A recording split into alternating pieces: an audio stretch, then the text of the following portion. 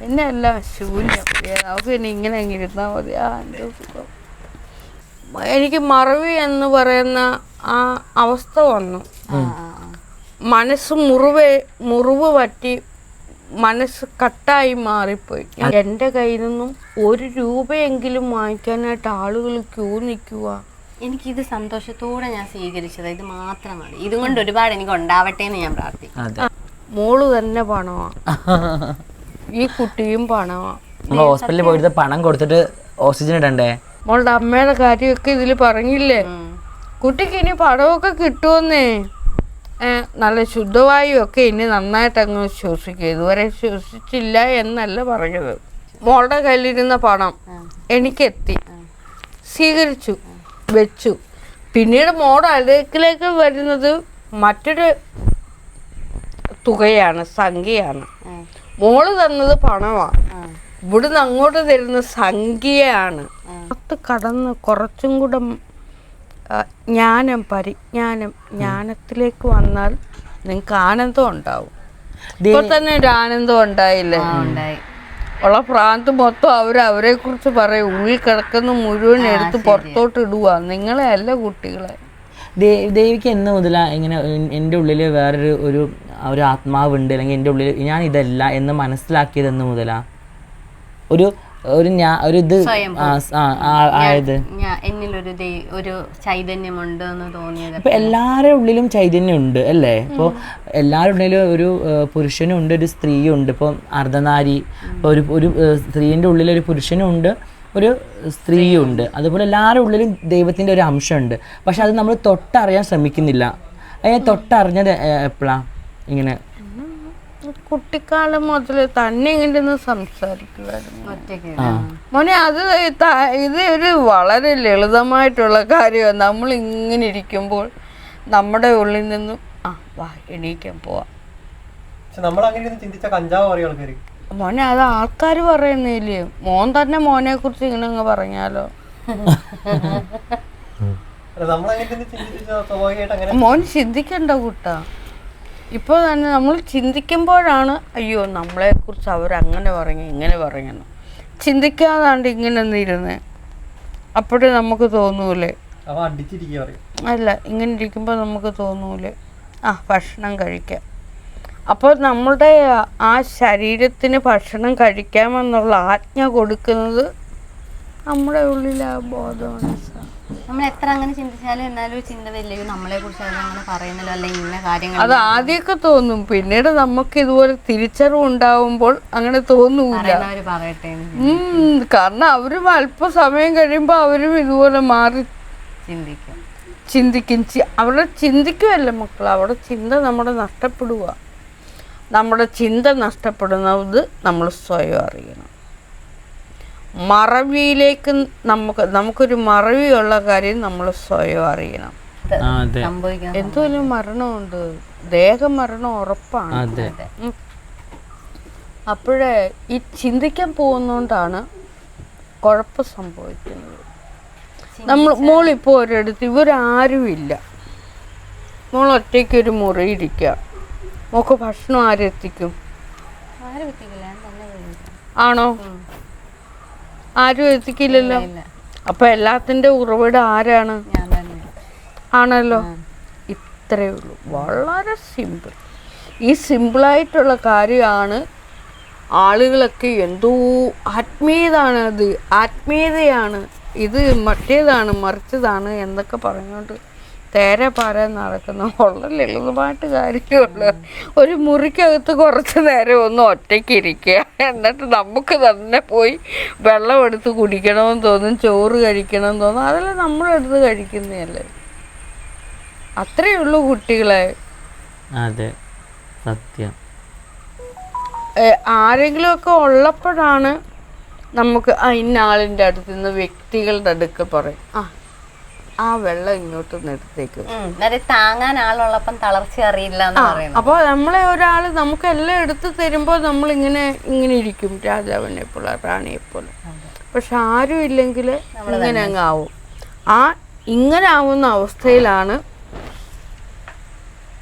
നിങ്ങളൊക്കെ ഇപ്പൊ എങ്ങനെയോ അങ്ങോട്ടും ഇങ്ങോട്ടും ഓരോന്നൊക്കെ എടുത്തു കൊടുക്കാൻ ആളുള്ളപ്പോൾ നിങ്ങൾ അവിടെ ഒരു അഭിനയം വരും അല്ലേ? ഈ വൃത്തി വേണം, അത് വേണം, ഇത് വേണം, വൃത്തിക്ക് തരണം. പക്ഷെ നിങ്ങൾ തന്നെ ഉള്ളപ്പോൾ വൃത്തിയൊന്നും നോക്കത്തില്ല നമുക്ക് ഇഷ്ടമുള്ളത് നമ്മൾ അല്ലേ?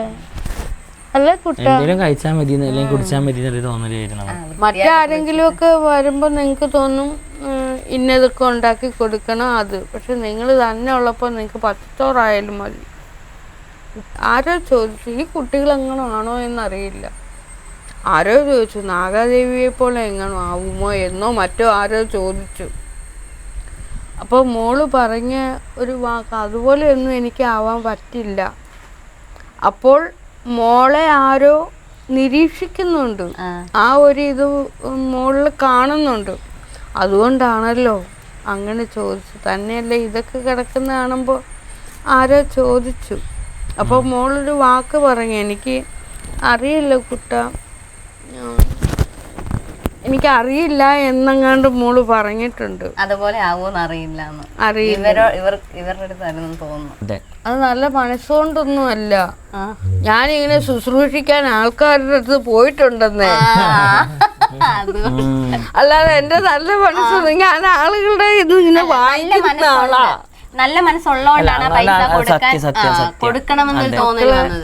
ഞാന് രോഗി ശുശ്രൂഷയ്ക്ക് പോയിട്ടുണ്ട്. അതേപോലെ തന്നെ ഞാനൊരു വയ്യാത്ത ഒരാളും കൂടെ ആയി തീർന്ന ഒരാളാണ്. എന്തായിരുന്നു? എനിക്ക് മറവി എന്ന് പറയുന്ന ആ അവസ്ഥ വന്നു. മനസ്സ് മുറിവ് പറ്റി മനസ്സ് കട്ടായി മാറിപ്പോയി. പൈസ കിട്ടുന്നത് ശരിയല്ല, മോനെ അത് പൈസ കിട്ടാത്തവരാണ് അങ്ങനെ ഇരുന്ന് പറയുന്നത്. അവർ വെറുതെ ഇരുന്നിട്ട് പൈസ കിട്ടുന്നില്ല. കാരണം എന്താണെന്നറിയോ, നമ്മൾ കൊടുക്കാനും കൂടെ ശീലിക്കണം. ഇപ്പം ഞാൻ തന്നെ ഇവിടെ വെറുതെ ഇങ്ങനെ ഇരുന്നതാ, എനിക്ക് കൊണ്ട് തന്നില്ലേ.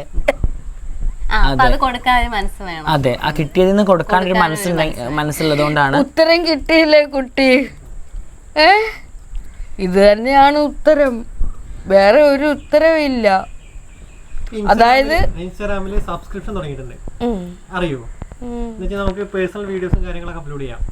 അതിൽ നമുക്ക് വേണമെന്നുണ്ടെങ്കിൽ പൈസ ഉണ്ടാക്കാൻ പറ്റും. ഇതിന്റെ എക്സ്ക്ലൂസീവ് വീഡിയോ കാണണമെന്നുണ്ടെങ്കിൽ ഇത്ര രൂപ തരണം എന്ന് പറഞ്ഞിട്ട് നമുക്ക് ചെയ്യാം. കുറെ ആളുകൾ ചെയ്യുന്നുണ്ട്. ദേവി എന്തുകൊണ്ട് ചെയ്യുന്നില്ല? എനിക്ക് വേണ്ട. ഞാൻ പണത്തോട് അങ്ങനെ ആർത്തിയുള്ള ആളാണെന്ന് നിങ്ങൾക്ക് തോന്നിയോ? മക്കളെ, എനിക്ക് നിങ്ങളൊക്കെ അടുത്തില്ലേ, നിങ്ങളാണ് എൻ്റെ പണം. അതെ, ഈ പ്രകൃതി തന്നെ പണമാണ്. അത് നിങ്ങൾക്കൊന്നും അറിയില്ല. നിങ്ങൾ മനുഷ്യൻ്റെ ലോകത്തു നിന്നും ചന്ദ്രൻ, സൂര്യൻ, നക്ഷത്രം, വായു, അഗ്നി, ദേ ഇവിടെ ഇരിക്കുന്ന എല്ലാം, ഇത് മുഴുവൻ പണമാണ്. മോള് തന്നെ പണമാണ്, ഈ കുട്ടിയും പണമാണ്, മോനും പണമാണ്, നിങ്ങൾ ഓരോരുത്തരും പണമാണ്, ഞാനും പണമാണ്. എല്ലാം അങ്ങനെ ഒന്നാക്കിയാൽ ഈ പ്രകൃതിയിൽ കാണുന്ന മുഴുവൻ സമ്പത്താണ്. അതെ, അത് നിങ്ങൾക്കൊന്നും അറിയുന്നില്ലെന്ന്. ശ്വസിക്കുന്നത് അത് തന്നെ, ആ ശ്വാസം തന്നെ പണമാണ്, ഹൃദയം അതൊക്കെ തന്നെ പണമാണ്. എല്ലാത്തിനും നമ്മൾ പണമായിട്ട് കരുതുക, അതിന് ആനന്ദമാണ്. പിന്നെ വെറുതെ ഇരുന്നാൽ മതി.